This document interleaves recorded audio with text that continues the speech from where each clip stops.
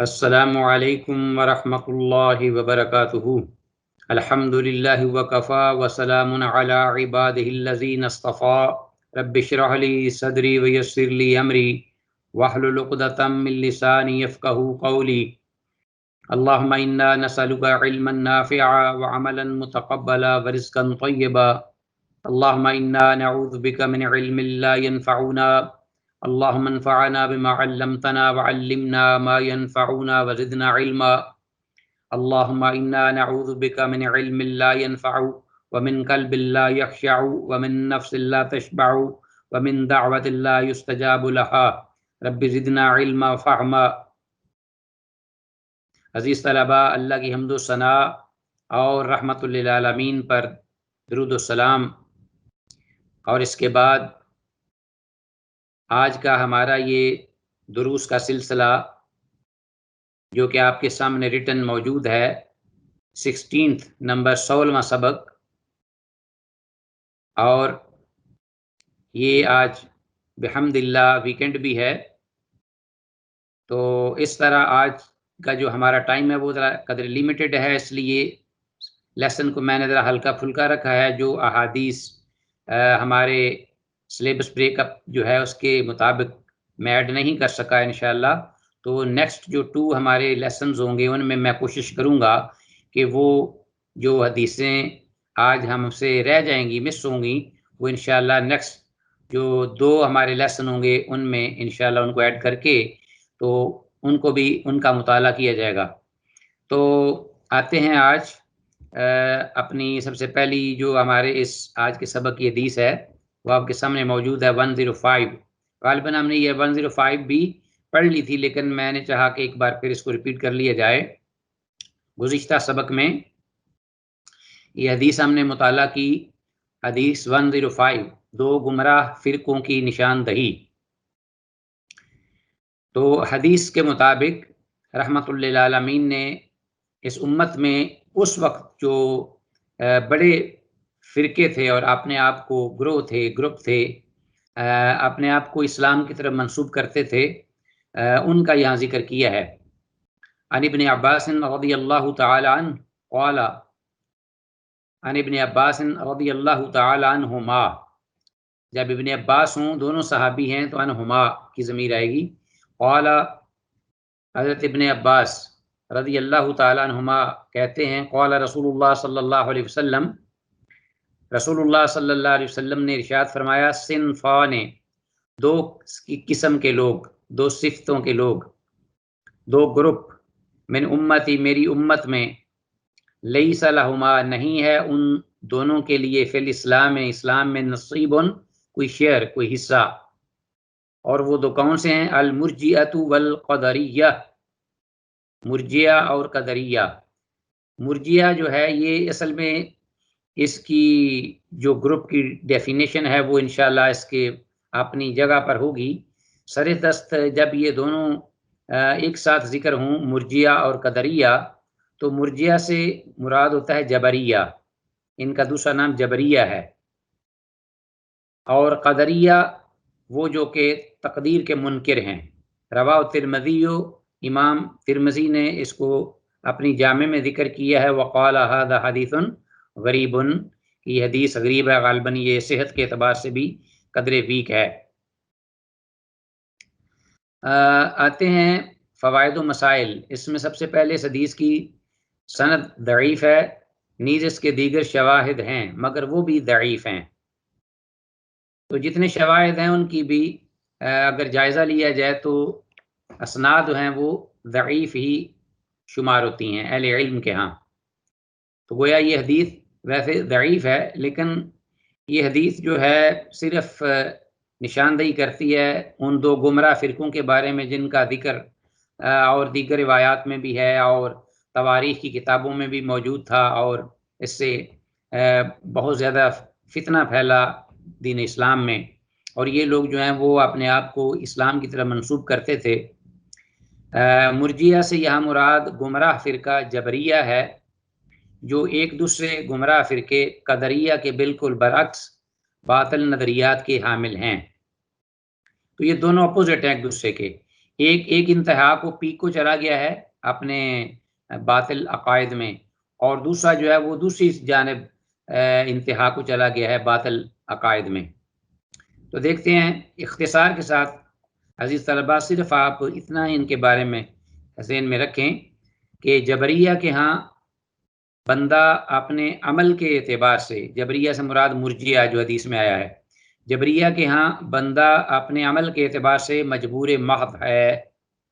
ان کو کہا بھی اسی لیے جبریہ جاتا ہے کہ یہ کہتے ہیں کہ انسان اپنے عمل میں مجبور ہے، ٹھیک ہے جی۔ جبکہ قدریہ جو ہیں وہ ہیں جو کہ سرے سے تقدیر کے ہی منکر ہیں، وہ بالکل دوسری طرف چلے گئے ہیں۔ جبریہ کے ہاں کہ انسان بالکل مجبور ہے، خود اپنی مرضی سے کچھ بھی نہیں کرتا، کوئی بھی گناہ کرتا ہے تو وہ اس کا لکھا ہوا ہے تقدیر میں، اور تقدیر کے ہاتھوں وہ بندھا ہوا ہے، اور وہ اگر چوری کرتا ہے، بدکاری کرتا ہے، قتل کرتا ہے، شراب پیتا ہے، نشہ کرتا ہے، سارے کام، تو وہ مجبور ہے، اس لیے اس کا کوئی قصور نہیں، نعوذ باللہ، تو وہ اپنے آپ کو اس سے بری کر لیتے ہیں۔ جبکہ قدریہ وہ ہیں جو کہ سرے سے تقدیر کے ہی منکر ہیں، جو اس کے بالکل برعکس ہیں، اور کہتے ہیں کہ بندوں کے افعال ان کی اپنی قدرت سے پیدا ہوتے ہیں۔ وہ کہتے ہیں کہ اللہ کو کوئی عمل دخل ہے ہی نہیں انسان کے کسی عمل میں، انسان خود اپنی تقدیر بناتا ہے، اور اپنا جو عمل ہے وہ خود پیدا کرتا ہے، گویا کہ وہ اپنے اعمال کے خود خالق ہوئے، اللہ تعالیٰ کی قدرت سے نہیں بلکہ خود اس کی اپنی قوت اور طاقت سے۔ گویا کہ وہ جو بھی کرتا ہے انسان اپنی ایبلٹی، کیپیبلٹی، اپنی صلاحیتوں کے بل بوتے پہ، اللہ کے حکم کا یا توفیق کا اس میں کوئی عمل دخل نہیں، ولیعاذ باللہ۔ اب آتے ہیں منکرین تقدیر کی سزا، حدیث نمبر 106۔ ظاہر ہے آپ نے ان کے باطل عقائد تو پڑھ لیے، تو ان کی سزا بھی ویسے ہی ہوگی۔ وعن ابن عمر رضی اللہ تعالی عنہما قال سمعت رسول اللہ صلی اللہ علیہ وسلم یقول، حضرت عبداللہ ابن عمر رضی اللہ عنہما سے روایت ہے، وہ کہتے ہیں میں نے رسول اللہ صلی اللہ علیہ وسلم کو یہ فرماتے ہوئے سنا، یکون فی امتی، میری امت میں ہوگا کیا، خسف، زمین میں دنس جانا، خسف ارتھ کوئی کیسے آئیں گے کہ بڑی بڑی مخلوق جو ہے، بستیوں کے بستیاں اور شہر کے شہر، اس طرح آنن فانن وہ دیکھتے دیکھتے زمین میں غائب ہو جائیں گے۔ ومسخن، اور شکلوں کا مسخ ہو جانا، مسخن، خسف و مسخن، الیاذ باللہ، ان کے گناہوں کی بدولت، اللہ کی نافرمانی، زمین میں بغاوت اور سرکشی کی وجہ سے، جیسا کہ پہلے بھی ہو چکا ہے امتوں میں، یہودیوں، بنی اسرائیل کی قوم کو جو اعلیٰ بستی والے تھے، انہوں نے اللہ کے حکم کی نافرمانی کر کے ہفتے کے روز کو شکار پکڑنا شروع کیا، کرنا شروع کیا، پھر اس کے ہیلے بانے کیے، پھر اس پر اپنا اتراتے بھی، فخر بھی کرتے، تو اس پر ان کی شکلیں مسخ ہو گئیں۔ وَذَلِكَ فِي الْمُكَذِّبِينَ بِالْقَدْرِ، اور یہ خسف اور مسخ میری اس امت میں کیا ہوگا، میری امت میں ان لوگوں کے مقدر میں ہوگا، استغفر اللہ الیاذ باللہ، المکذبین بالقدر، جو اللہ کی قضاء اور قدر پر ایمان نہیں رکھیں گے، ان کو جھٹلانے والے ہوں گے۔ تو گویا کہ عزیز طلباء، جس طرح ایمان لانا ضروری ہے نا دیگر چیزوں پر، اللہ پر ایمان، فرشتوں پر ایمان، کتابوں پر ایمان، اور آگے اسی پہ والقدر خیرہ و شرہ من اللہ تعالی، ایمان کی صفتیں ہم پڑھا کرتے تھے اپنا بچپن میں، ایمان مفصل اور ایمان مجمل، آمنت باللہ و ملائکتہ و کتبہ و رسلہ والیوم الآخر والقدر خیرہ و شرہ من اللہ تعالی والبعث بعد الموت۔ تو یہ اس انداز سے کسی روایت میں تو یہ الفاظ نہیں آئے، لیکن ان ساری چیزوں کو جمع کر کے تو یہ ایمان کی جو ہے ایک ایمان کے اعتراف کی ایک عبارت بنائی گئی ہے۔ اسے ایمان مجمل بھی ہے، آمنت باللہ کما و باسماء و صفاتہ و قبلت جمیع احکامہ اقرارا باللسان و تصدیقا بالقلب، تو یہ بھی مجمل بنائی گئی ہے۔ رواہ ابو داود و روى الترمذی نحوہ، امام ابو داود نے اپنی سنن میں اور امام ترمذی نے اپنی جامع یا اپنی سنن میں اس کو روایت کیا ہے اسی طرح۔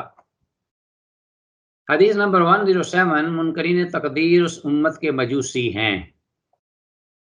عزیز طلبہ، وان ہو کس سے، کون تھے پیچھے راوی، انہی میں سے عبداللہ بن عمر رضی اللہ عنہ۔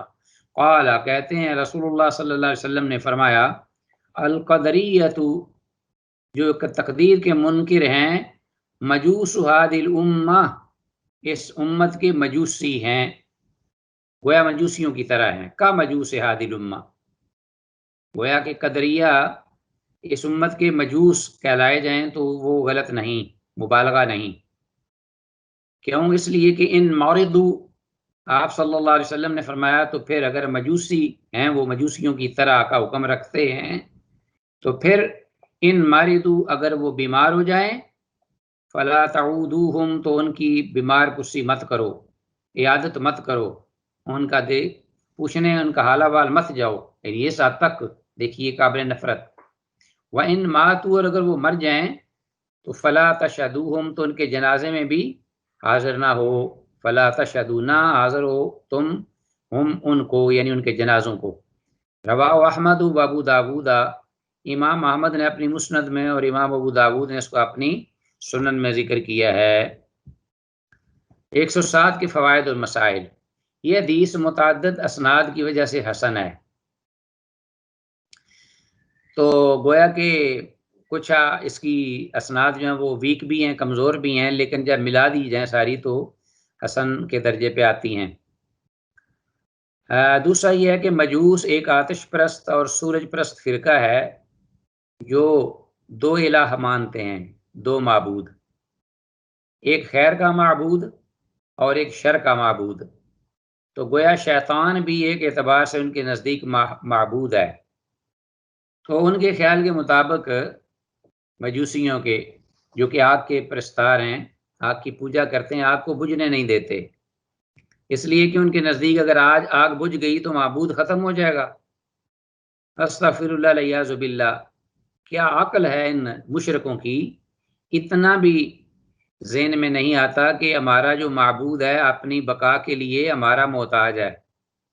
معبود اپنی بقا اور سالمیت اور اپنے آپ کو زندہ رکھنے کے لیے اپنے عابد کا محتاج ہے، تو ایسا کیا معبود ہو سکتا ہے اس کے اندر یہ صفت ہو؟ استغفر اللہ۔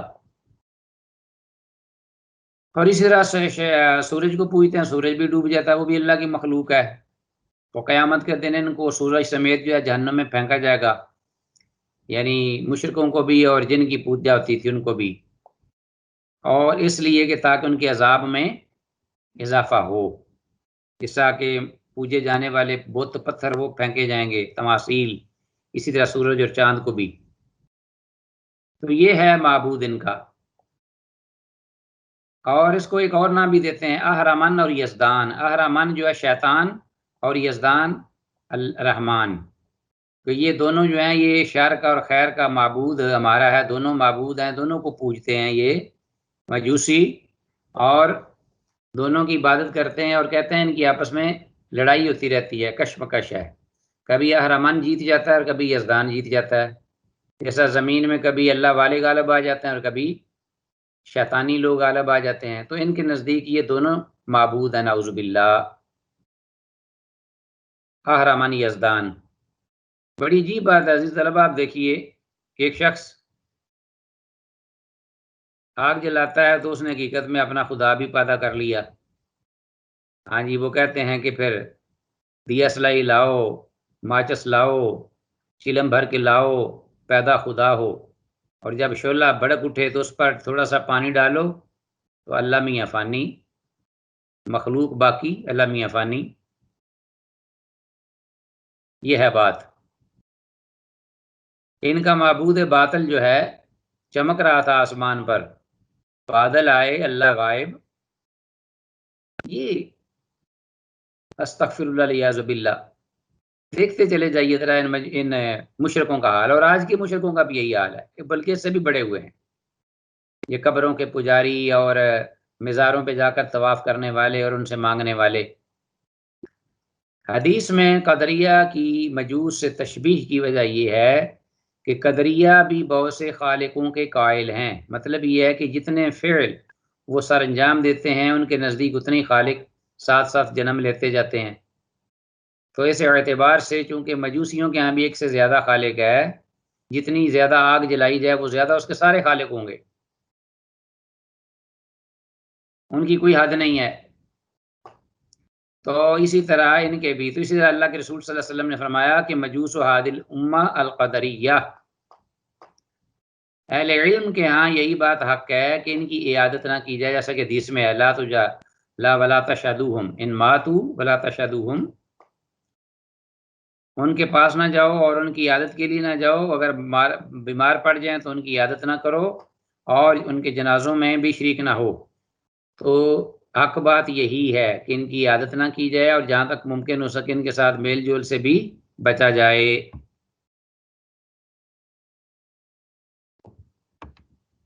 حدیث نمبر 108، فرقہ قدریہ سے ہم نشینی نہ رکھی جائے، یہ واضح الفاظ آ گئے ہیں۔ وعن عمر رضی اللہ تعالی عنہ، عمر بن الخطاب قال قال رسول اللہ صلی اللہ علیہ وسلم لا تجالسوا اہل القدر، نہ بیٹھو مت ان کی مجلس، یعنی قدریہ کی مجلس میں نہ بیٹھو، ان کے ساتھ نہ بیٹھو، لا تجالسوا اہل القدر، ان کے پاس نہ جاؤ، ان سے میل جول نہ رکھو، سارے ایک ہی معنی ہے لا تجالسوا۔ ولا تفاتحوہم، اور نہ ان کے پاس اپنے فیصلے لے کر جاؤ، یعنی ان کے دروازے نہ کھٹکھٹاؤ اور جا کر ان سے فیصلے کرو یا ان سے کچھ مشورے لو یا ان سے اپنی محبت کی پینگیں بڑھاؤ، تو یہ معاملہ یعنی ان کے ساتھ تعلق رکھو ہی نہ، لین دین اس قسم کا بچو ان سے۔ رواہ ابو داؤد، کہتے ہیں کہ اس حدیث کی سند میں ایک مجہول الحال راوی حکیم بن شریک ہے، جس کی وجہ سے یہ حدیث بھی ضعیف ہے، اور حدیث کے الفاظ ولا تفاتحوہم کا مطلب یہ ہے اور نہ ان کی طرف فیصلہ لے کر جاؤ، اور نہ ان کی طرف فیصلہ لے جاؤ۔ اسی طرح قدریہ کی مجلس میں بیٹھنے سے اس لیے منع کیا گیا کہ کہیں ان کی باتوں سے متاثر ہو کر عقیدہ خراب نہ ہو جائے۔ ظاہری عزیز طلبہ، یہ جو حدیث آ رہی ہیں ان میں بڑی شدت ہے قدریہ کے بارے میں، ایسا جبریہ بھی ساتھ ہی ہیں، مرجیہ، تو کیا خیال ہے کہ یہ اسلام سے خارج ہیں یا نہیں؟ تو بعض تو لوگ کہتے ہیں کہ یہ معاملہ ان کا خطرناک ہے، یہ اسلام سے خارج ہی ہیں، جیسا کہ اللہ کے رسول نے فرمایا کہ ان کے جنازے میں شرکت نہ کرو، عیادت نہ کرو، یہ آخری حد ہے۔ تو لیکن صحیح بات اور درست یہی لگ رہی ہے کہ یہ گمراہ فرقے ہیں، بہرحال اسلام سے ہم ان کو خارج نہیں کہتے، اور گمراہی کی وجہ سے یہ اپنی انتہا کو پہنچے ہوئے ہیں۔ ہو سکتا ہے کچھ ان میں سے ایسے لوگ ہوں جو اس حد تک پہنچ جائیں کہ اسلام سے نکل جائیں، بہرحال احتیاط اسی میں ہی ہے کہ ان کے ساتھ میل جول نہ رکھا جائے تاکہ ان کی باتوں سے متاثر ہو کر انسان کا عقیدہ خراب نہ ہو جائے۔ اور یہی بات ہے، آپ دیکھتے ہیں آج کل ہمارے زیادہ سیکولر لوگ جو ہیں وہ اسی قسم کی باتیں کرتے ہیں جو کہ قدریہ کی باتیں ہیں علیہ باللہ یا جبریہ کی، اور اپنے آپ کو عمل سے بچاتے ہیں اور یہ بھی کہتے ہیں مسلمان ہیں۔ حدیث 109، لعنت کے مستحق 6 طرح کے اشخاص رحمت اللہ عالمین کی زبانی علیہ باللہ۔ وعن عائشہ رضی اللہ تعالی عنہ قالت، حضرت عائشہ رضی اللہ عنہ فرماتی ہیں قالت قال رسول اللہ صلی اللہ علیہ وسلم، اللہ کے رسول صلی اللہ علیہ وسلم نے ارشاد فرمایا، ستۃ، اللہ اکبر، 6 قسم کے لوگ، لعنتہم یا لعنتہم، ہاں جی، رسول اللہ صلی اللہ علیہ وسلم نے فرمایا 6 قسم کے، ستۃ، 6 لوگ نہیں، 6 قسم کے لوگ، یعنی جو ان صفتوں کے یا جو ان اس قسم کے عقائد کے حامل ہیں، ان عادات کے، ان خصلتوں کے، تو اس کا معنی ہوگا 6 قسم کے لوگ۔ لعنتہم، لعنت، لعنا، لعنت، لعنا، میں نے لعنت کی، لعنا، ہم نے لعنت کی، لعنتہم، میں نے ان پر لعنت کیا کرتا ہوں، ولعنہم اللہ، اور اللہ نے بھی ان پر لعنت کی۔ جب اللہ کے پیغمبر نے لعنت کی تو حقیقت میں اللہ نے لعنت کی، اللہ نے لعنت کی تو اللہ کے رسول نے لعنت فرمائی۔ وَكُلُّ نَبِيٍّ يُجَابُ، اور ہر نبی جو ہے اس کی دعا قبول کی جاتی ہے، استغفر اللہ۔ لعنت سے مراد یہ ہے بد دعا، کہ میں نے ان پہ لعنت کی ہے ایسے 6 قسم کے لوگوں پر، اور اللہ نے بھی ان پر لعنت کی ہے۔ اور نبی جو بھی بات کسی کے بارے میں کرتا ہے، کوئی کسی کے خلاف کوئی بد دعا علیہ باللہ، سب سے دنیا میں بدترین انسان وہ ہے جس کے حق میں کوئی نبی بد دعا کرے۔ اور سب سے وہ شخص ہوگا اپنا سعادت مند جس کے حق میں نبی اللہ کی بارگاہ میں ہاتھ اٹھا دے، کیونکہ نبی کی دعا تو قبول ہوگی کل نبی یجاب. تو کون سے ہیں وہ لوگ؟ آئیے ذرا ڈیٹیل کیا ہے. ایک تو یہ الزائد فی کتاب اللہ کی اتاری ہوئی کتاب، ڈیوائن میسج جو ہے اللہ کا وحی الہی، اس میں اضافہ کرنے والا. الزائد اصل جو کتاب کی عبارت ہے اس میں اضافہ کر کے کہے کہ یہ بھی اللہ کی طرف سے ہے، ھذا من عند اللہ، جیسا یہودی عیسائی کرتے تھے، تحریف، لفظی تعریف کرتے اور اس میں اضافہ کرتے. الزائد فی کتاب اللہ، یا اس کا معنی یہ بھی لیا جا سکتا ہے کہ اللہ کے حکم کے مخالف وہ حکم صادر کر دے، اللہ کا حکم کو چھوڑ وہ کہے، یعنی اللہ کے حکم سے آگے بڑھ کر اضافی. استغفر اللہ. والمکذب بقدر اللہ، اور دوسرا وہ شخص جو کہ جھٹلانے والا، مکذب بقدر اللہ، اللہ کی تقدیر کو، اللہ کے قضاء اور قدر کا انکار کرتا ہے، اس پر ایمان نہیں رکھتا، ایمان سے خارج ہے، ظاہر ہے.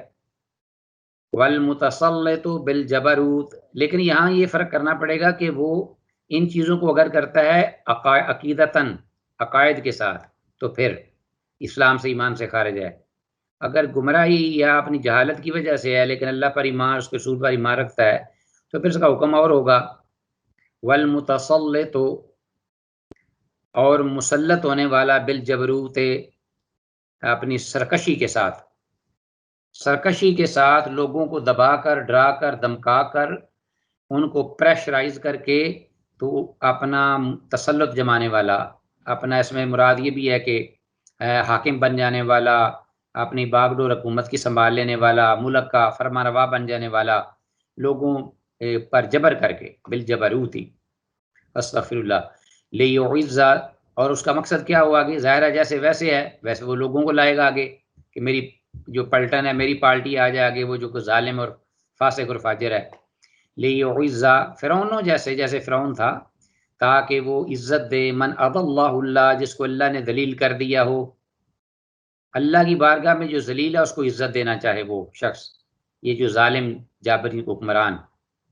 لیعز، تاکہ عزت دے، من اضلہ اللہ، جس کو اللہ ذلیل کر دے یا ذلیل کر دیا ہو. ویذل، اور بالکل اس کے برعکس ذلیل کرنا چاہے، من اعزہ اللہ، جس کو اللہ عزت دے. متقی، پرہیزگار، صاحب علم و فضل لوگ، اللہ کے صاحب ایمان، صاحب تقوی، ان کو وہ ذلیل کرنا چاہے اپنی قوت اور طاقت سے. وَيُذِلَّ، اور ذلیل کرنا چاہے، من اعزہ اللہ، جس کو اللہ نے عزت دی ہو. اور اسی طرح ایک شخص وہ والمستحل لحرم اللہ، اور ایک وہ شخص حلال کر دینے والا اللہ تعالیٰ کی حرام کردہ، یعنی اللہ کی حرم کی جگہ میں جو چیزیں حرام ہیں ان کو حلال کر دینے والا. والمستحل لحرم اللہ، اللہ کی حرام کردہ چیزوں کو، جن کے کو لینا، جن کو ٹچ کرنا، جن کو استعمال میں لانا، یا جو حدود اللہ نے قائم کی ہیں کہ یہ حرام ہے، ان کو حلال گرداننا. یا اللہ کے حرم میں کوئی چیز ہے پڑی ہوئی، اس کو اٹھا لینا، یا اس کو کاٹنا درخت کو، یا وہاں شکار کرنا احرام کی حالت میں حدود حرم میں، یا احرام کے بغیر بھی وہاں حرام ہے. بعض چیزوں کا جو حرمت آئی ہے حدیث میں، وہ انشاءاللہ آگے پڑھیں گے، تو ان کو حلال کر دئیے، حلال جانیں کہ یہ حرام نہیں. والمستحل من عطراتی، اور اسی طرح حلال سمجھنے والا میری اولاد میں سے، میری اولاد کے جو افراد ہیں اہل بیت، یا میری اولاد خاص طور پہ رحمت للعالمین کی، اس کے جو افراد ہیں، پیغمبر کے گھر والے، گھر والیاں اور بچے آگے بچیاں، ان کے ساتھ زیادتیاں کرنے والا. والمستحل، ان کے ساتھ زیادتی کرنا، ان کی بے حرمتی، بے عزتی کرنا، اس کو حلال سمجھنے والا ہو، جائز سمجھنے والا ہو، اور خود کرتا بھی ہو، بالواسطہ بلا واسطہ جیسے بھی، تو وہ بھی شخص جو ہے اللہ کی اس پر لعنت اور پیغمبر کی بھی لعنت. والمستحل من اطراتی ما حرم اللہ، جو چیز حرام کی قرار دے دی میرے گھر میں حرمت کے اعتبار سے، ان کو حلال جان لے. اور اسی طرح والتارک لسنتی، اور وہ شخص جو کہ تارک ہے میری سنت کا، اس سے مراد وہ تارک سنت کا جو کہ عمدن اس کو ہلکا جانے، اس کی پرواہ نہ کرے، وہ انسان لعنت کا بھی مستحق اور اسلام سے بھی خارج ہے. لیکن وہ شخص جو سستی اور غفلت کی وجہ سے سنت کو چھوڑ دیتا ہے، غفلت کی وجہ سے تو انتہائی بڑا گناہ گار اور محروم ہے۔ تو یہ عزیز طلبہ، یہ تھی قدر طویل حدیث جو ہمارے سامنے ہے۔ 6 طرح کے اشخاص ہیں۔ رواہ البیہقی فی المدخل، امام بیہقی نے مدخل میں، ورزین فی کتاب، اور امام رزین نے اپنی کتاب میں اس کو ذکر کیا ہے، اور حدیث صحیح ہے بالکل۔ لیکن بعض محققین اس کو حدیث ضعیف کہتے ہیں۔ اس حدیث کی سند میں اختلاف ہے، بعض کے نزدیک یہ حسن درجے کی ہے، اور بعض محققین کے ہاں یہ حدیث ضعیف ہے۔ بعض نسخوں میں بعض لوگوں نے تحقیق کے بعد اس کو حسن کہا ہے۔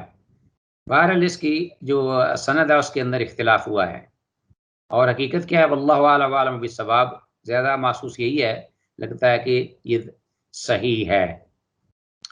اللہ تعالیٰ کی کتاب میں اضافہ سے مراد وہ جو زائد فی کتاب اللہ کے الفاظ آئے ہیں نا، اس میں ایک وہ شخص ہے جو کہ اضافہ سے مراد یا تو اس کے اصل الفاظ میں اضافہ کر دیا جائے، یا پھر اس انداز سے بیان کرے کہ معنی اللہ تعالیٰ کے حکم کے مخالف ہوں، اللہ تعالیٰ نے جو حکم دیا اس کے خلاف وہ بات کرے یا فتویٰ دے یا عمل کرے۔ اسی طرح عزیز طلبہ، ہمارے پاس تیسرا فائدہ ہے، اللہ تعالیٰ کے حرم میں کوئی چیز حلال کرنے کا مطلب یہ ہے کہ جن کاموں کو کرنے سے وہاں منع کیا گیا، جیسے شکار کرنا اور درخت کاٹنا وغیرہ، تو ایک وہ بھی رسول اللہ صلی اللہ علیہ وسلم نے فرمایا کہ ایسا شخص جو کہ حلال گردانے تو وہ لعنت کا مستحق ہے، اللہ کی بھی اور میری بھی اس پر لعنت ہے۔ اسی طرح نبی مکرم صلی اللہ علیہ وسلم کی اولاد کو تکلیف یا دکھ دینا بھی باعث لعنت ہے، تو اللہ نے حرام قرار دے دیا اس بات کو، تو کوئی شخص اس کو جائز سمجھے، نعوذ باللہ، اذیت دے، کسی بھی وجہ سے تکلیف دے، ان کو ایسا عمل کرے، ایسی گفتگو کرے کہ وہ انہیں تکلیف ہو سن کر۔ اس طرح 5 غفلت اور سستی کی بنا پر سنت کو چھوڑ دینا گناہ ہے، جبکہ اسے ہلکا جانتے ہوئے اس کی پرواہ نہ کرنا کفر ہے، اور لعنت میں دونوں ہی شریک ہیں۔ سستی کی وجہ سے چھوڑنے والا وہ بھی اللہ کی رحمت سے محروم ہے، ظاہر ہے رسول اللہ کی سنت کو چھوڑ کر وہ کہاں فیض یاب ہوگا، لعنت کا مستحق ہی ہوگا، اور اللہ کے رسول کی لعنت بھی ہے اس کو حوض کوثر پر، اس سے وہی کہا جائے گا کہ سوکن سوکن لمن غیر آبادی، لے جاؤ اس نافرمان کو میری آنکھوں سے دور لے جاؤ، جس نے میرے دین کو بعد میں بدلا اور خرافات اور بدعات نکالی، سنت سے منہ موڑا تو پھر ملعون ہوا، اللہ کی رحمت سے دور ہوا۔ حدیث نمبر 110، اللہ تعالیٰ کے حکم سے مرنے کی جگہ کسی ضرورت کا پیش آنا۔ وعن مطر بن اکامس رضی اللہ تعالی عنہ قال قال رسول اللہ صلی اللہ علیہ وسلم، مطر بن اکامس رضی اللہ عنہ کہتے ہیں اللہ کے رسول صلی اللہ علیہ وسلم نے ارشاد فرمایا، اذا قضى اللہ لعبد، جب فیصلہ کر لے اللہ لعبد کسی بندے کی بابت، کیا فیصلہ کر لے، ان یموت بارض، کہ وہ فلاں جگہ مرے گا، اس کی موت فلاں جگہ آئے گی۔ جب اللہ کسی اپنے بندے کی بابت یہ فیصلہ کر لے کہ وہ فلاں جگہ ہی مرے گا، موت آئے گی، خواہ وہ کوکاف میں کیوں نہ ہو اور اس شہر میں مرنا ہو، یا شہر میں ہو اور کوکاف میں مرنا ہو، جیسے حضرت سلیمان علیہ السلام کے حوالے سے حدیث میں ذکر آیا ہے، انشاءاللہ اپنی جگہ پر وقت پر پڑھیں گے۔ جعل له الی حاجتن، تو اللہ تعالیٰ اس شخص کی اس طرف کوئی نہ کوئی ضرورت پیدا کر دیتے ہیں، تو لا محالہ وہ شخص جو ہے وہ اس جگہ کی طرف جائے گا، بڑی تیزی سے دوڑے گا کسی نہ کسی ضرورت کے تحت، اور وہاں اس کی پھر موت آ جائے گی، جہاں اللہ نے لکھی ہوگی وہیں ہوگی، اور کسی کو پتہ نہیں ہے کہ موت اس کی وما تدری نفس بأی ارض تموت، کوئی نفس نہیں جانتا کہ وہ کس جگہ مرنے والا ہے۔ رواہ احمد و ترمذی، امام احمد نے اپنی مسند میں اور امام ترمذی نے اپنی جامع میں اسے ذکر کیا ہے، حدیث صحیح ہے اور اس کا مطلب واضح ہے۔ حدیث نمبر 111، دنیا میں اولاد اپنے آباء و اجداد کے تابع ہے۔ دنیا میں تو اس کا ظاہری چونکہ معاملہ ہے، اس دنیا میں اگر مشرکین کے گھر میں پیدا ہوئی ہے، مجوسیوں کے گھر میں ہے، ہندوؤں کے گھر میں ہے، اہل ایمان کے گھر میں ہے، مسلمانوں کے گھر میں، تو ان کی اولاد انہی کے تابع ہوگی۔ مشرکین کی بھی یہی حال ہے، لیکن اللہ کی بارگاہ میں ان کا معاملہ اللہ خود کریں گے، اور عمل سے اللہ تعالیٰ دیکھیں گے کیا اللہ نے ان کے بارے میں لکھا ہوا ہے۔ ہمارا کوئی حق نہیں بنتا کہ ہم ان کے بارے میں جو ہے وہ ایک مفروضہ قائم کر کے ان پر حکم لگا دیں جی فلانے جہنمی ہیں فلانے جنتی ہیں. نہیں، یہ نہیں ہو سکتا. جو اللہ نے لکھ دیا ہے اور اللہ کے علم میں وہی ہوگا. یہ حدیث ہمیں بتاتی ہے وَعَنْ عائشہ رضی اللہ تعالی عنہ، عائشہ رضی اللہ عنہ سے روایت ہے، قالت وہ فرماتی ہیں قلت تو میں نے کہا یا رسول اللہ، اللہ کے رسول، ذراری المؤمنین، ذریت ان کی جمع ذراری، ذراری المؤمنین، اے اللہ کے رسول اہل ایمان کی جو بچے ہیں یا ان کی اولادیں ان کے بارے میں تو بتائیے، نابالغ بچے بچیاں. ذراری المؤمنین، یہ سوال ہے، آگے دیکھیے نا، آگے سوالیہ نشان شروع میں، حالانکہ کوئی بھی سوال کے لیے کوئی حرف استعمال نہیں ہوا لیکن سوالیہ نشان بنا کر یہ سوال بنا دیا. یہ انداز تکلم ہے کہ حضرت عائشہ رضی اللہ عنہ نے اس انداز سے فرمایا ہوگا یار اے اللہ کے رسول، مومنین کی اولادوں کے بارے میں کیا ہے؟ ذراری المومنین یعنی کیا حکم ہے؟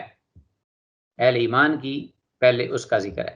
قال، آپ نے فرمایا من آبائہم، ان کے آبا و اجداد کو فالو کرنے والے ہیں، ان کے دین کے، اور ان کے دین انہی کے دین میں ان کو، یعنی اگر وہ فوت ہو گئے ہیں تو انہی کے آبا و اجداد کے حساب سے ان کا حکم ہوگا کہ وہ مومن ہیں، مومن تھے یا مومن ہوں گے اللہ کی بارگاہ میں یا دنیا میں.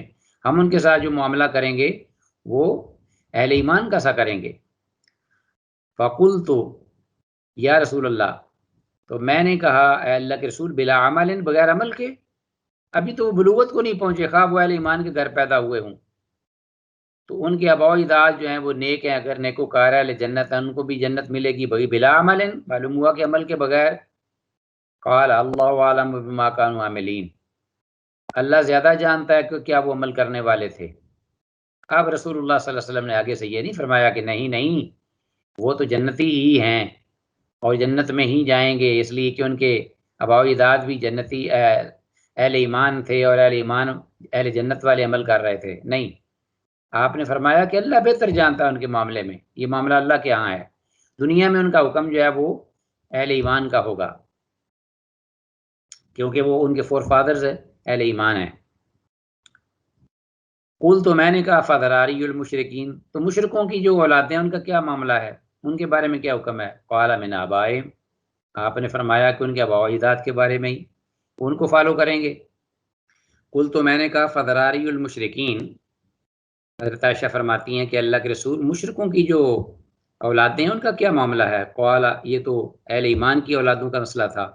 قال، آپ نے فرمایا من آبائہم، وہ اپنے آبا و اجداد کو فالو کریں گے اور ان کی ہی اتباع میں وہ کیا ہوں گے، ان کے ساتھ معاملہ ہوگا. قل، تو میں نے کہا بلا عمل، یعنی ان بیچاروں نے عمل ہی نہیں کیا، ابھی وہ بلوغت تک پہنچے نہیں اور کفار کا سا انہوں نے عمل ہی نہیں کیا اور اس کے باوجود وہ اپنے آبا و اجداد کی کو فالو کرنے والے ہوں گے. قالا، تو آپ صلی اللہ علیہ وسلم نے آگے سے یہ فرمایا اللہ اعلم بما كانوا عاملین، اس معاملے کو اللہ کے سپرد کر دیا کہ اللہ، یعنی اس کو بقیہ علم کو رحمت للعالمین نے اللہ جل شانہ کی طرف سپرد کر دیا کہ اللہ عالم بما كانوا عاملین، اللہ زیادہ جانتا ہے کہ وہ کیا عمل کرنے والے ہوں گے یا کیا کریں گے یا کرنے والے تھے. تو اسی کے بہرحال دنیاوی اعتبار سے انہی کو فالو کریں گے اور ہمارا وہ جو رویہ ہوگا یا ان کے ساتھ برتاؤ ہوگا وہ بھی آبا و اجداد کے حساب سے ہی ہوگا، ان کے دیان کے حساب سے، جو بچوں کی بات کر رہے ہیں، بلوغت کے بعد کی بات نہیں ہے. اس حدیث کی دو سندوں میں سے ایک صحیح ہے، نیز امام احمد رحمہ اللہ کے ہاں اس کے ہاں اور بھی طرق ہیں.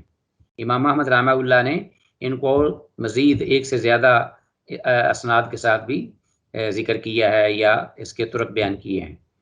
ام المومنین عائشہ رضی اللہ تعالیٰ عنہ کے تعجب پر کہ بے عمل کیسے جنت میں جائیں گے، آپ صلی اللہ علیہ وسلم نے ارشاد فرمایا ان کے اعمال اللہ تعالیٰ کے علم میں ہیں، اور مشرکین کی اولاد کے بارے میں وضاحت فرما دی کہ وہ دنیا میں اپنے باپوں کے تابع ہیں اور ان کی آخرت کا معاملہ بھی اللہ تعالیٰ کے سپرد ہے. حدیث 112، کسی کو زندہ گاڑ کر مارنا قتل عظیم کا حکم رکھتا ہے. وعن ابن مسعود رضی اللہ تعالی عنہ قال قال رسول اللہ صلی اللہ علیہ وسلم الوائدۃ والموعودۃ فی النار، الوائدۃ زندہ درگور کرنے والی، والموعودۃ اور زندہ درگور کروانے والی فی النار یعنی جو وسیلہ بنی ادریہ بنی ہے، دونوں جہنم میں ہیں۔ رواہ ابو داود و ترمذی، امام ابو داود اور امام ترمذی نے دونوں نے اس کو روایت کیا ہے۔ اس حدیث کی سند تو ضعیف ہے مگر اس کا شاہد صحیح سند میں موجود ہے۔ تو یہ گویا کہ قرآن و سنت سے یہ بات جو ہے وہ بالکل واضح ہے اور کلیئر ہے، اور یہ من حیث المفہوم حدیث جو ہے درست ہے، صحیح ہے، اور قرآن مجید میں بھی اس قسم کے الفاظ بھی استعمال ہوئے ہیں، وَإِذَا الْمَوْعُودَةُ سُئِلَتْ۔ تو اب یہ ہے کہ دوسری جو فائدہ ہے اس حدیث کے سلسلے میں مسئلہ وہ یہ ہے، کسی بھی گناہونے جرم میں شریک، وہ شریک کام یعنی جرم کرنے والا یا اس کو اکسانے والا، اس کو رغبت دلانے والا، اس کو اس طرف توجہ دلانے والا، دونوں سزا میں برابر کے شریک ہیں۔ یہ دیگر گناہوں کی طرح ہی ہے، جیسا سود کا معاملہ ہے، جیسا رشوت کا معاملہ ہے، اور قتل کا معاملہ ہے۔ تو قتل تو ایسا گناہونا جرم ہے، اللہ رحم کرے، جیسا کہ حدیث میں آتا ہے کہ اگر پوری بستی بھی اس کے قتل میں شریک ہوتی، جیسے حضرت عمر رضی اللہ عنہ کی غالباً یہ روایت کے حساب سے ہے، تو انہوں نے فرمایا تو میں ان کو سب کو بدلے میں قصاص میں قتل کرتا۔ تو یہ زندہ درگور کرنا یہ جاہلیت کا سا ایک بڑا گھناؤنا جرم تھا، اور بہت ہی کبھی کہ جنگل کے درندے بھی اس پر شرما جائیں۔ اللہ اکبر۔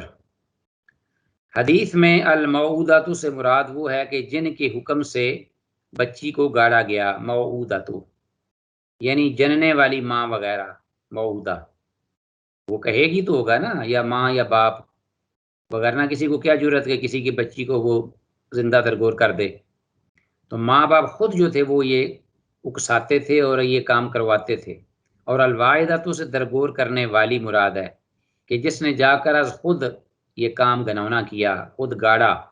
تو ایسے لوگ جو وہاں جیسے نعوذ باللہ آج گور کون ہوتے ہیں اور قبروں کو کھودتے ہیں، اور پھر ان پہ پھر باقاعدہ تدفین کے لیے بھی لوگوں کو کہا جاتا ہے۔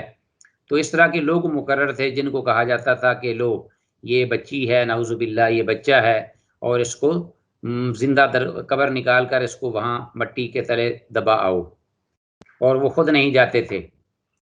تو ایک تو ہمارا جرم بھی جو ہے وہ پوشیدہ رہے، اور دوسرا یہ ہے کہ ہم پہ اس کی جو معصومیت ہے وہ بھی، آخر انسان تھے، انسان جتنا بھی ظالم ہو بھیڑیا بن جائے تو ماں باپ جو ہے اس کا کبھی نہ کبھی اس کے دل کی جو مامتا ہے یا پدری محبت وہ جاگتی ہے، انگارے جوش مارتی ہے، تو کہیں یہ معاملہ جو ہے ترس پر ہم اس کو چھوڑ نہ دیں، ترس آنے پر، اس کی معصومیت پر۔ تو لڑکوں کو بھی اور لڑکیوں کو بھی، دونوں کو، ہر قسم کے طبقے کے لوگ تھے، کچھ حلال اعلان کرتے تھے لڑکیوں کو زندہ درگور، کچھ بھوک کی وجہ سے کرتے تھے، قتل کرتے تھے۔ تو بہرحال مختلف قسم کے وہاں گروہ تھے، اور سارا معاملہ جو تھا وہ جہالت کا تھا، درندگی کا۔ ہر انسان کی 5 چیزیں پہلے سے لوح محفوظ میں لکھ دی گئی ہیں۔ یہ چیزیں پہلے بھی عزیز طلباء ذکر ہوئی ہیں بار بار، تو ہم صرف اس کو پڑھیں گے۔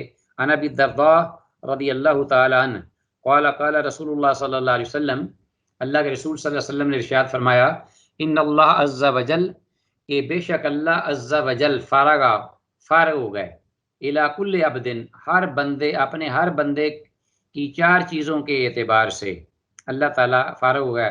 مراد فارغ سے یہ نہیں ہے کہ اللہ تعالیٰ نعوذ باللہ فارغ ہو کر کام سے تھک گئے اور پھر مکمل کر لیا انہوں نے کام۔ اللہ ان عیوب و نقائص سے پاک اور مبرہ ہے اور صاف ہے۔ اللہ جل شانہ نے، ہم اس کا ترجمہ کریں گے کہ اللہ جل شانہ نے یہ لکھ دی، یہ چیزیں ساری ثبت کر دیں اپنی مشیت اور مرضی کے تحت ہر بندے کے بارے میں، من خلق ہی اس کی مخلوق، اس کی پیدائش کا سلسلہ، ہاں جی، من عبد من خلق ہی اپنی مخلوق میں سے، ہاں علیہ باللہ۔ ترجمہ جو ہے اس کو ذرا دوبارہ کرتے ہیں، یقین بے شک اللہ عز و جل ثبت کر چکے ہیں، لکھ چکے ہیں اپنی مخلوق میں سے ہر بندے کی بابت، من خمس 5 چیزیں، کیا؟ من اجل ہی اس کا عمر یعنی اس کا ایج، پیریڈ آف اس کی جو ایج ہے وہ، وعمل ہی اور اس کا عمل کون سا ہوگا، اچھا ہوگا یا برا. ومضجعہ، بس ایک رہ گئی، یہ 2 احادیث ذرا بیٹا سن لو.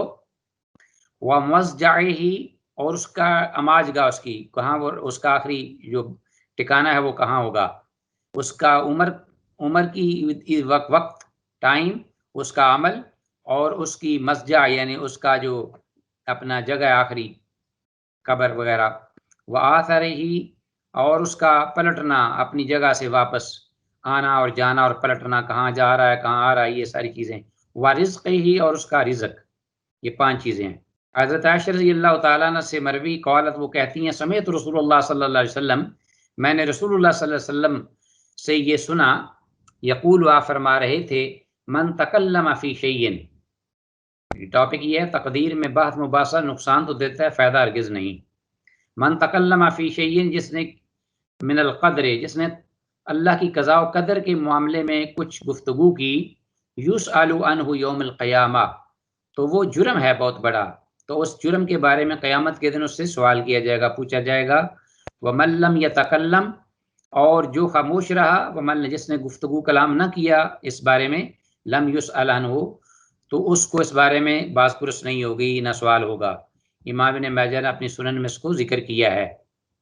تو کسی بھی موضوع پر بے فائدہ گفتگو صرف اپنا نامہ اعمال بھرنے کے مترادف ہے. جس بارے میں روز قیامت پوچھ گچھ ہوگی، کوئی بھی بے فائدہ بات ہو نا، اس سے بچنا چاہیے، کہ جائے کہ تقدیر کے بارے میں ہو تو بہت ہی زیادہ نقصان دہ ہے.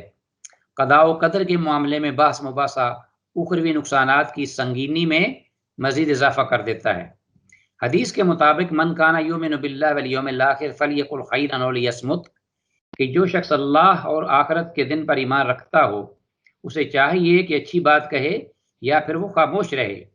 ایک مسلمان کے لیے خیر اسی میں ہے کہ وہ ضرورت کے وقت اور اچھی بات کرے، ورنہ خاموش رہے.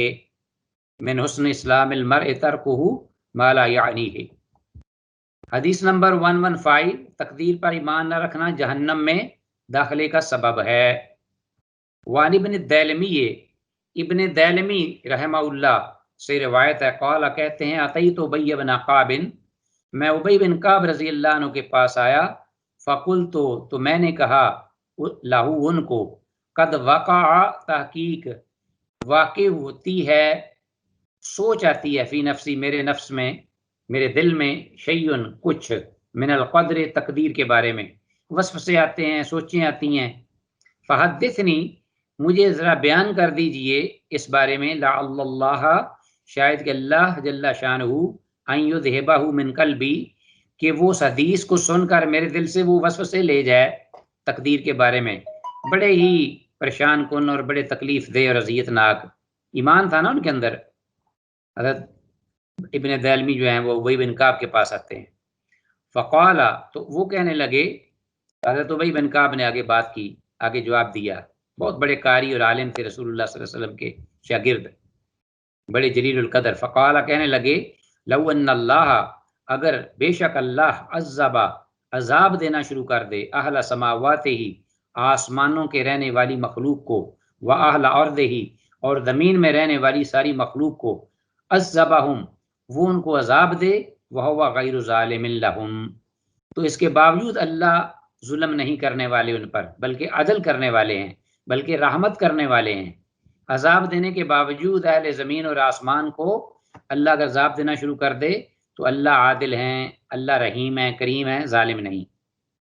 وَلَوْ رَحِمَهُمْ، اور اگر اللہ ان سب پر رحم کرنا شروع کر دے تو کانت رحمتہ خیر لہم من اعمالہم، تو اللہ کی رحمت جو ہے ان کے اعمال سے تو بہت آگے ہے، بہت بہتر ہے.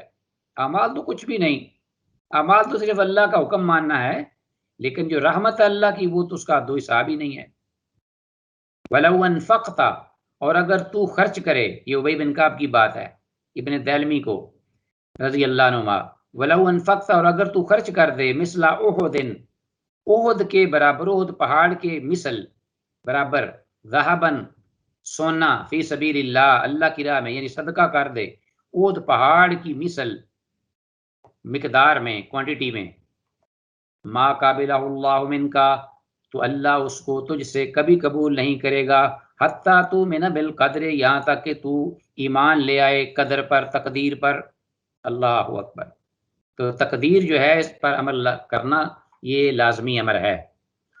وَتَعْلَمَ، اور تو یہ جان لے، یہ جان رکھ، جان لے، اَنَّ بے شک ما اصابک، جو تجھے مل گیا، ما اصابک جو تجھے مل گیا، لم یکن لیخطئک، یہ تجھ سے مس نہیں ہونے والا تھا، مس نہیں ہونے والا تھا، یہ تجھے ملنے ہی والا تھا۔ وَأَنَّ مَا أَخْطَأَكَ، اور یہ بھی جان لے کہ بے شک ما أَخْطَأَكَ جو تجھ سے مس ہو گیا، جو تجھے نہ مل سکا، لم یکن لیصیبک یہ نہیں تھا کہ تجھے پاتا یا تجھے ملتا، یہ تجھے ملنا ہی نہیں تھا، لم یکن لیصیبک۔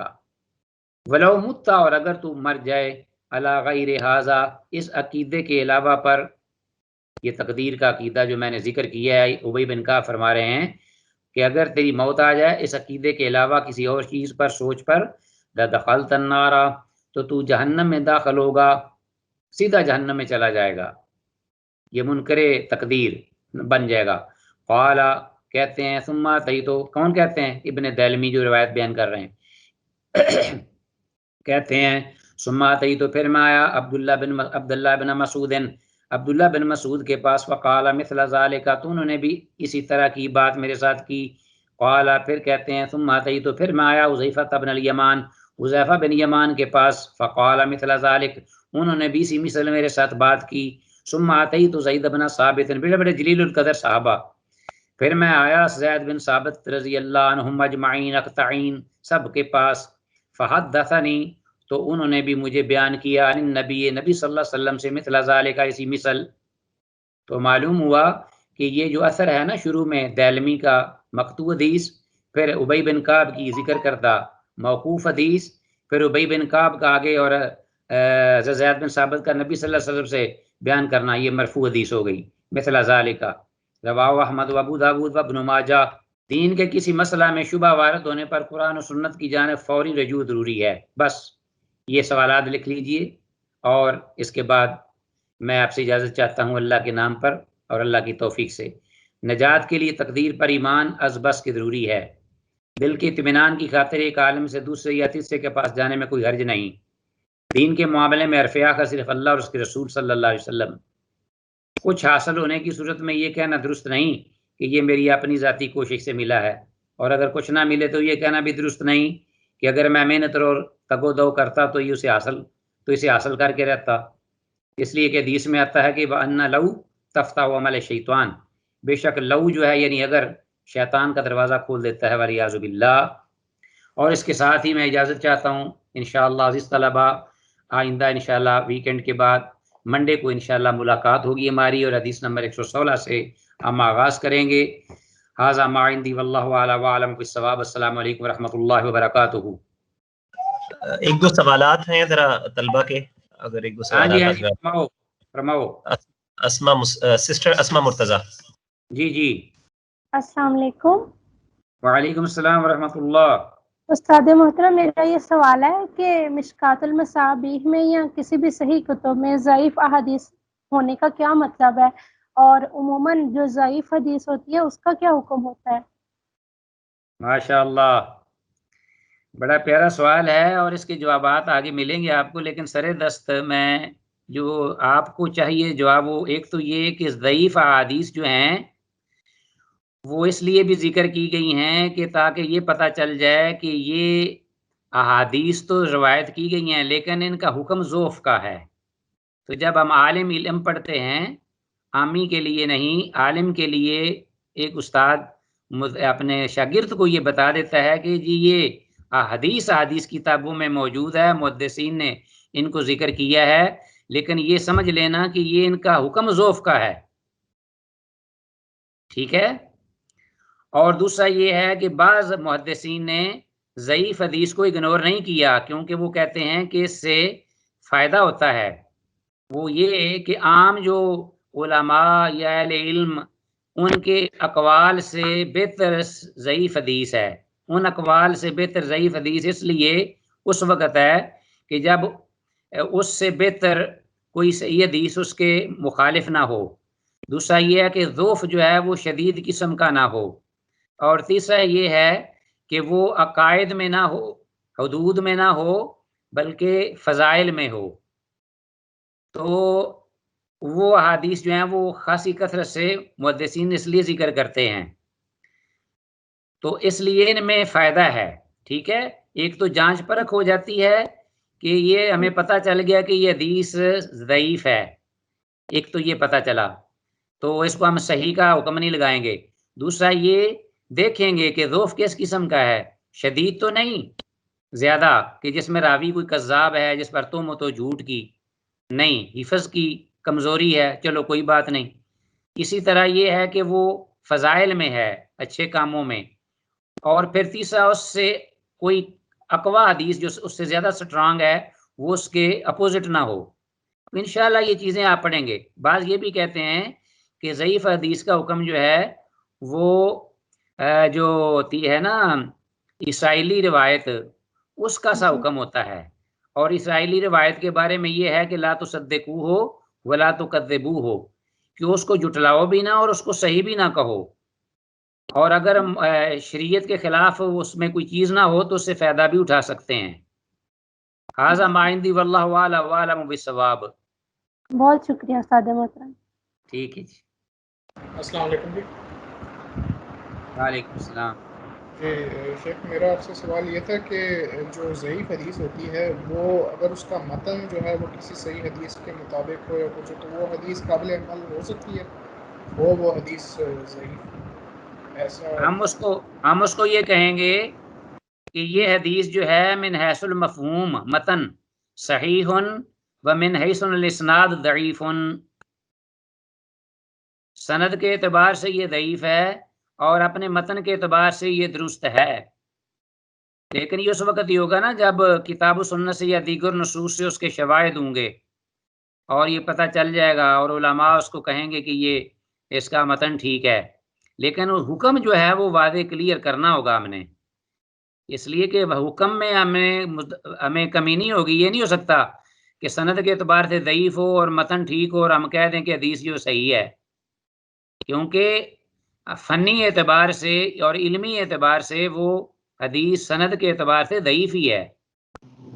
السلام علیکم شیخ، سوال یہ تھا کہ حدیث کو ضعیف کہنا کیا یہ درست ہے؟ یہ نہیں کہا جا سکتا کہ یہ روایت ضعیف ہے، اگر ٹھیک ہو تو اسے حدیث صحیح کہا جا سکتا ہے، اور اگر وہ ضعیف ہو تو اسے روایت کہہ دیا جائے، حدیث ضعیف میں کہنا ٹھیک ہے؟ سمجھ گیا ہوں کہ آپ کس لیے یہ بات کہہ رہے ہیں، یہ میرے ذہن میں بھی بات آتی ہے کہ حدیث جو ہے یہ ہم حدیث غریب، یہ حدیث غریب ہے، حدیث ضعیف، وہ کسی نے کہا نا عبد القادر روپڑی رحمہ اللہ، وہ مناظرہ کر رہے تھے تو ایک حدیث پیش کی تو جو مد مقابلہ وہ کہتا ہے ھذا حدیث غریب، یہ تو حدیث ہی غریب ہے، تو حافظ عبد القادر روپڑی رحمہ اللہ کہتے ہیں اچھا تواڈے گھر دانے منگن گئی سی ضعیف ہے اپنا غریب ہے، تواڈے گھر دانے منگن گئی سی نا تے تینوں اس واسطے کہنے کہ تو غریب ہے، تو یہ ایک لطیفہ بن گیا۔ بہرحال یہ باتیں ذہن میں آتی ہیں، حدیث غریب، حدیث ضعیف، حدیث کو ضعیف نہیں کہنا چاہیے کیونکہ حدیث ضعیف نہیں ہو سکتی، اس لیے کہ حدیث کا معنی جب آپ دیکھیں گے نا تو حدیث کا معنی صرف یہ نہیں ہوتا کہ رسول اللہ صلی اللہ علیہ وسلم کی بات، حدیث کا معنی یہ ہوتا ہے کہ کوئی اثر کسی کا، کسی صحابی کا، کسی تابعی کا، کسی کا قول، اس کو بھی حدیث کہتے ہیں ہم لغوی اعتبار سے۔ تو چونکہ اصطلاح میں یہ چل پڑا ہے تو اس لیے اس واسطے جیسے بڑے آرام سے کہہ دیتے ہیں کہ یہ حدیث تو بخاری میں ہے، یہ حدیث تو مسلم میں ہے، کہہ دیتے ہیں نا، تو حالانکہ کہنا چاہیے صحیح بخاری میں ہے، صحیح مسلم میں ہے، مقصد وہی ہوتا ہے کہ اللہ کے رسول کی حدیث وہی صحیح ہے جو صحیح ہے حقیقت میں، اور ضعیف اس لیے کہتے ہیں کہ نسبت کے اعتبار سے جو سند گئی ہوئی ہے اس طرف جو رسول اللہ صلی اللہ علیہ وسلم تک پہنچا رہی ہے، اس سند کے حوالے سے اس کو ہم ضعیف کہہ رہے ہیں، اپنا اصطلاحی اعتبار سے، حقیقی اعتبار سے نہیں۔ شیخ اس میں ایک زاویہ یہ بھی تو ہے بیان کرنے کا کہ حدیث کے اوپر جب حکم لگتا ہے کہ حدیث ضعیف ہے یا موضوع ہے یا صحیح ہے، صحیح الاسناد ہے، تو وہ اس حدیث کے اوپر حکم ہے، وہ سنت پر حکم نہیں ہے، یعنی حدیث کو ضعیف کہنے کا مطلب یہ نہیں ہے کہ معاذ اللہ کوئی یہ کہہ رہا ہے کہ سنت ضعیف ہے، سنت جو ہے وہ اصل ہے حدیث کے اندر جو دیکھی جاتی ہے، اور حدیث اس کی روایت، سنت کی روایت کا نام. تو اگر سنت کی روایت کے اندر جو ہے وہ کہیں پہ ذوف آ رہا ہے تو حدیث کے اوپر حکم لگ رہا ہے. سنت تو اپنی جگہ موجود ہی ہے. سنت کیا موجود ہے اس میں؟ مطلب وہ جو متن ہے وہ سنت ہے؟ متن سنت ہے؟ نہیں، حدیث میں جو بھی بیان ہو رہا ہے جی، تو سنت جو ہے وہ اس کے اوپر کوئی حکم نہیں لگاتا کہ جی یہ سنت جو ہے وہ اس کو ضعیف نہیں کہہ رہے ہوتے، بلکہ اصلاً جو ہے وہ اس حدیث کے بارے میں حکم آ رہا ہوتا ہے جو سنت ضعیف ہے. کی اسی لیے سنت اسے کہتے ہی نہیں ہے. سنت پر تو حرف نہیں آتا. سنت تو سنت ہی ہے. کبھی آپ نے سنا ہے کہ یہ سنت ضعیف ہے، یہ سنت صحیح ہے؟ کبھی سنا ہے آپ نے؟ نہیں، بالکل بھی پھر نہیں. یہاں تو معاملہ حدیث کا ہی ہے. اور حدیث مانا ہے وہ جو حدثنی بہی، فلاں نے مجھے خبر دی، فلاں نے مجھے بیان کیا، فلاں نے بیان کیا. بیان کرنے والے جو ہے اگر ٹھیک ہیں تو وہ جو بیان ہوا ہے وہ ٹھیک ہے، وہ حدیث درست ہو گئی، صحیح ہو گئی، اور وہ اس پہ آگے سنت بن گئی. اور اگر وہ صحیح نہیں تو وہ حدیث ہی صحیح نہیں ہے اور وہ سنت بھی نہیں بن سکتی. تو اصل بالکل میں بالکل. سنت کی بھی جو پاسداری ہے، سنت کی بھی حفاظت ہے، وہ بھی سنت نے کرنی ہے. تو آپ میرا خیال ہے کوئی اور کہیں چلے گئے ہیں کسی اور طرف. سنت اور حدیث کے فرق میں محدثین نے یہ فرق نہیں کیا. اصولیوں کے ہاں یہ چیز آپ کو شاید ملے گی، لیکن محدثین سنت اور حدیث میں فرق نہیں کرتے. تو بہرحال اور کوئی سوال؟ انشاءاللہ بڑی خوشی ہوتی ہے. آپ اس کو بلکہ دیکھیے، ہو سکتا ہے آپ ایک بات کو پہنچ جائیں اور میرے وہ نظر سے نہ گزرے. آپ بھی ماشاءاللہ مطالعہ کریں اور اس میں شغف اور اس میں آپ اپنا دلچسپی لیں، تبھی ہے بات. کیونکہ آپ نے آگے بڑھنا ہے. ہم تو جہاں وہیں رہیں گے. اب جو بڑھنا تھا بڑھ گئے. تو اب ماشاءاللہ آپ اس میں وسعت لائیں. بہت زیادہ وسائل ہیں آپ کے پاس، سورسز ہیں. تو یہ چیزیں ابھی ویسے بھی اس میں ہم پڑھیں گے نا تو بہت زیادہ ہمارا معاملہ جو سلیبس کا وہ رہ جائے گا. باقی تو ایک حدیث پر اگر ہم بات کرنے لگیں تو الحمدللہ وہ تو تبحر ہے ایسا اللہ کے رسول کا، آپ کی زبان کا، کہ اس کا کوئی انتہا نہیں قرآن حکیم کی طرح. اس طرح پھر وقت بہت زیادہ لگ جائے گا. ہم یہ چاہ رہے ہیں کہ یہ جہاں تک ہو سکے، جتنا ہو سکے، ایک دفعہ یہ جو حدیث کا کچھ ذخیرہ ہے نا وہ آپ کی نظر سے گزر جائے. وہ بچے بالکل جو نئے ہیں ان کی نظر سے یہ گزر جائے، یہ بہت بڑی سعادت ہے. تو آگے یہ حدیثیں بار بار ریپیٹ ہوں گی انشاءاللہ دیگر کتب حدیث میں بھی.